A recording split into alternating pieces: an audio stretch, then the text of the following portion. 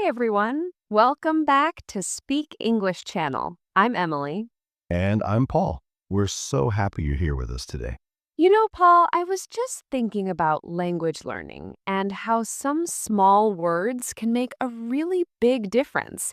Like they can change the feeling of a sentence completely. Oh, absolutely. I was actually just talking to my neighbor about this. He's learning English, and he said, "My friend told me I must visit the new museum, but another friend said I should visit it." And he was confused. Is it a rule or just a suggestion? That's the perfect example. That exact question, should versus must, is what we're talking about today. These two little words confuse so many English learners. They look similar, but they have very different jobs in a sentence. They express different levels of importance. Exactly. And by the end of this conversation, you'll know exactly when to use should for friendly advice and when to use must for strong rules or necessity. You'll sound more natural and confident. We'll break it down step by step with lots of examples from real life. And we want to hear from you. Have you ever been unsure about using should or must? Let us know in the comments below. If you're new here, we make weekly videos to help you learn practical, everyday English. Hit that subscribe button and the notification bell so you never miss a lesson. All right, let's not wait any longer. Let's start with the word should. Emily, how do we usually use should? Well, the most common, the most helpful use of should is for giving advice. It's like when you want to suggest something that is a good idea. It's not a rule, it's not an order, it's just a friendly recommendation. Right. The structure is very simple. We use subject plus should plus base verb. Let's try it. You should drink more water. That's good advice for everyone, right? It is. Here's another one. I should get more sleep. I'm giving myself advice. It's a good idea for my health, but let's be honest, I don't always do it. And that's okay with should. It's flexible. True. Let me give a personal example. Last week, my friend Anna said, "Paul, I feel a bit lost in this city." And I told her, "You should try the free walking tour. It's a great way to learn about the history." I was suggesting to help her. Perfect. That's exactly it. You're not forcing her. You're just saying, hey, here's an idea that might work for you. The tone is helpful and kind. Now, what about the negative form? That's important too. Good point. The negative is should not, or we almost always say the contraction, shouldn't. So you shouldn't watch TV right before bed. We shouldn't eat so much candy. It's advice about what is not a good idea. And again, we use that simple structure. Subject plus shouldn't plus base verb. He shouldn't drive so fast. It's a safety recommendation. Okay, listeners, it's your turn. Pause for just a second. Think of one piece of advice for yourself. Maybe, I should practice English for 10 minutes today, or I should call my mom. Say your sentence out loud. It's great practice. And if you want, write your sentence in the comments. We read them all and we love to see you practicing. Now, there's another way we use should that is a little different. We use it to talk about expectations, what we think will probably happen. Oh, yes. Like if you order something online and the website says delivery is 2 to 3 days, you might say the package should arrive on Thursday.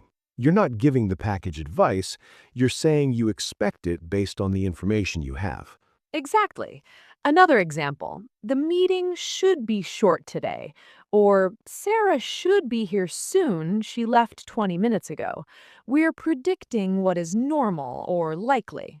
This use is super common. Let's practice this too. Think about your day tomorrow. What do you expect? The weather should be sunny, or my friend should call me in the afternoon. Try making a sentence like that.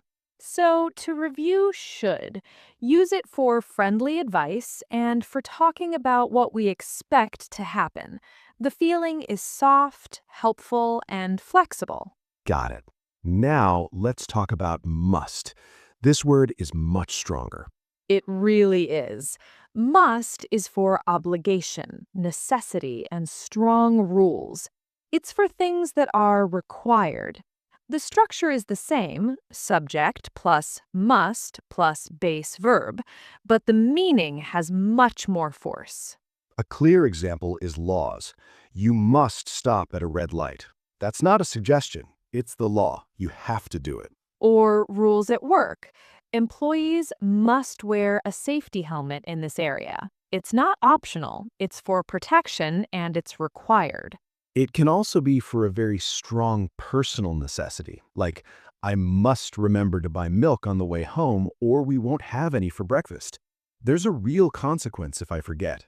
Here's a personal one. My doctor told me you must take this medicine for 10 days.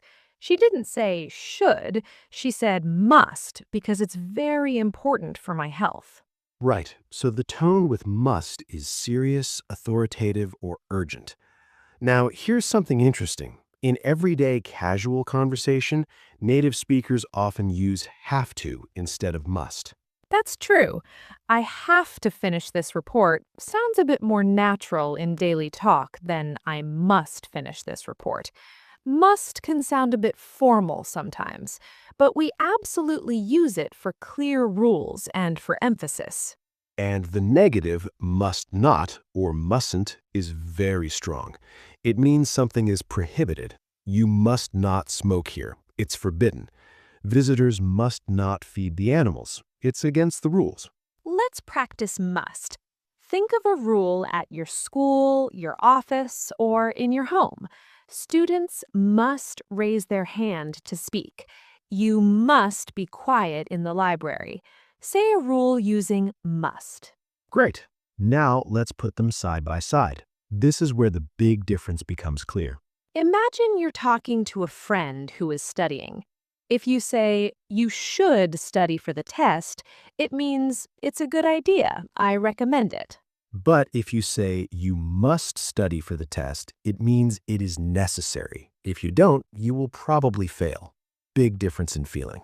Another example, you should visit London someday. Friendly recommendation, it's a nice city. Versus, you must visit the British Museum when you're in London. Strong recommendation, I think it's so amazing you can't miss it. So should is for good ideas, must is for necessary things or very, very strong recommendations. Let's talk about some common mistakes to avoid. Mistake number 1, using must for simple everyday advice. For example, saying, you must try this cake, it's okay. That sounds too strong. If it's just okay, say, you should try this cake. Only use must for advice if you are extremely enthusiastic. You must try this cake. It's the best thing I've ever eaten. Mistake number 2, adding to after should or must. It's incorrect to say I should to go or I must to leave.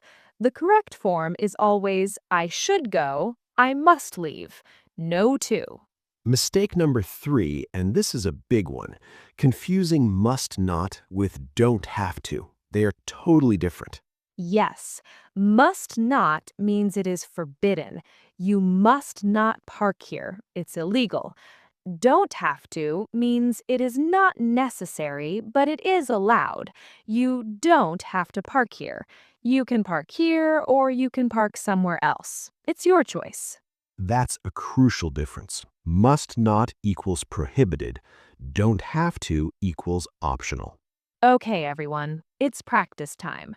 We'll give you some situations. You choose should or must. Get ready. Situation 1. Your friend has a bad cold. You want to give advice. Sentence. You blank see a doctor. Is it should or must?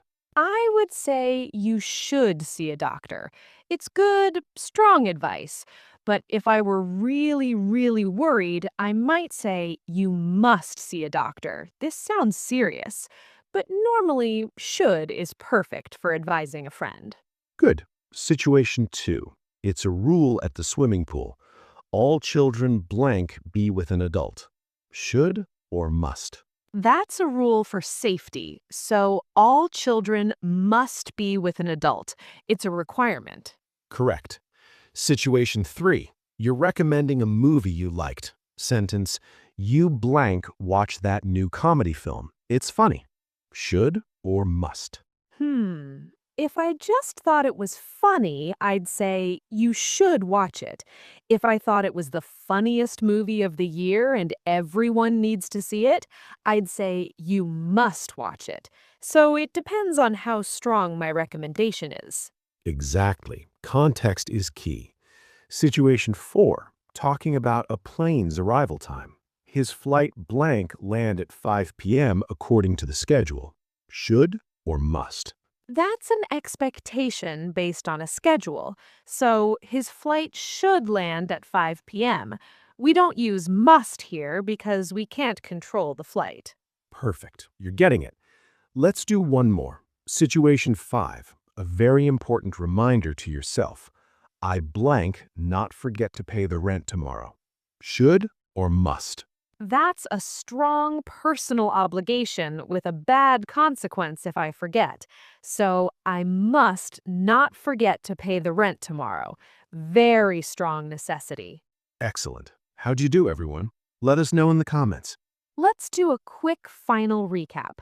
We learned that should is our go-to word for giving friendly advice, like you should rest, and talking about what we expect to happen, like it should be sunny.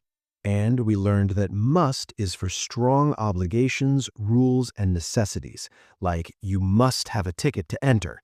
It's much stronger than should. Remember that should is soft and flexible. Must is firm and serious. And in casual talk, have to is often used like must.